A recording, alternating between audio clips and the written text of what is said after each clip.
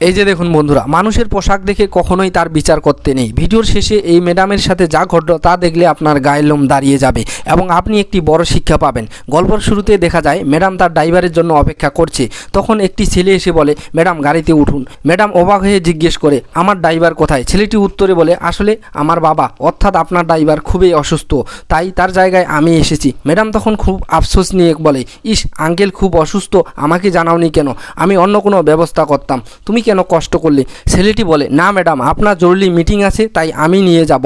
এরপর তারা গাড়িতে উঠে, কিন্তু ম্যাডাম পিছনে না বসে সামনে ড্রাইভারের পাশের সিটে বসে পড়ে, যা দেখে ছেলেটি অবাক হয়ে যায়। এবং গাড়িতে যেতে যেতে ম্যাডাম ছেলেটির নাম জিজ্ঞেস করে এবং পড়াশোনা সম্পর্কে জানতে চায়। ছেলেটি জানায় তার নাম রুস্তম এবং সে গ্র্যাজুয়েট কমপ্লিট করেছে। ম্যাডাম তখন খুব আন্তরিকভাবে বলে, রুস্তম আমরা তো সমবয়সী, আমাকে ম্যাডাম ডেকো না, বন্ধুর মতো কথা বলো। ম্যাডাম জানতোই না তার এই ভদ্র আচরণ তার ভাগ্য বদলে দিতে যাচ্ছে।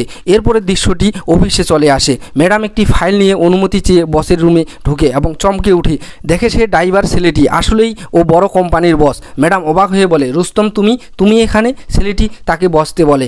ম্যাডাম বিস্ময়ের সাথে জিজ্ঞেস করে, তুমি এত বড় কোম্পানির মালিক হয়েও আমার গাড়ি ড্রাইভ করলে, আর তোমার বাবা এখনও কেন ড্রাইভারের চাকরি করেন?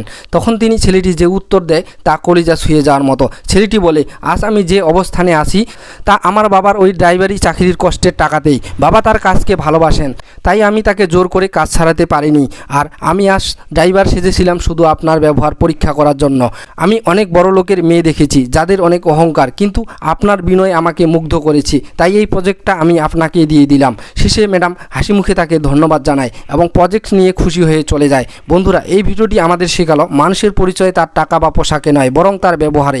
আপনিও যদি আপনার বাবার ঘামে ভেজা পরিশ্রমকে সম্মান করেন এবং ভালোবাসেন, তবে ভিডিওতে একটি লাইক দিয়ে কমেন্টে আই লাভ ইউ বাবা লিখে যান এবং ভিডিওটি শেয়ার করে দিন।